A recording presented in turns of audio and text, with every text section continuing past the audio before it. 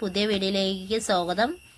ഉണക്ക നങ്കിമീനും പീച്ചിങ് വെച്ചിട്ട് കറി തയ്യാറാക്കാം. അപ്പോൾ അതിനൊരു പീച്ചിങ് മുറിച്ചെടുത്തിട്ടുണ്ട്, ഒരു സവോള, 2 തക്കാളി, 4 പച്ചമുളക്, 100 ഗ്രാം ഉണക്ക മാന്തളം എടുത്തിട്ടുണ്ട്. അത് കഴുകി വൃത്തിയാക്കി എടുത്തിട്ടുണ്ട്. ചട്ടി വെച്ച് എണ്ണ ചേർത്ത് കൊടുക്കാം, വെളിച്ചെണ്ണ ചേർത്ത് കൊടുക്കാം, കടുക് ഇട്ട് കൊടുക്കാം, 1/2 സ്പൂൺ ഉലുവ ചേർത്ത് കൊടുക്കാം, 1 ടീസ്പൂൺ ഉലുവയും കടുവും പൊട്ടിയിട്ടുണ്ട്. സവോള ചേർത്ത് കൊടുക്കാം, പച്ചമുളക് ചേർത്ത് കൊടുക്കാം, ഉള്ളി വതങ്ങിയിട്ടുണ്ട്. നമുക്ക് തക്കാളി ചേർത്ത് കൊടുക്കാം, കറിക്ക് ആവശ്യമുള്ള ഉപ്പ് ചേർത്ത് കൊടുക്കാം, ഉപ്പ് ചേർത്ത് കൊടുക്കാം, 1/2 സ്പൂൺ മുളക് പൊടി ചേർത്ത് കൊടുക്കാം, പീച്ചിങ്ങ ചേർത്ത് കൊടുക്കാം,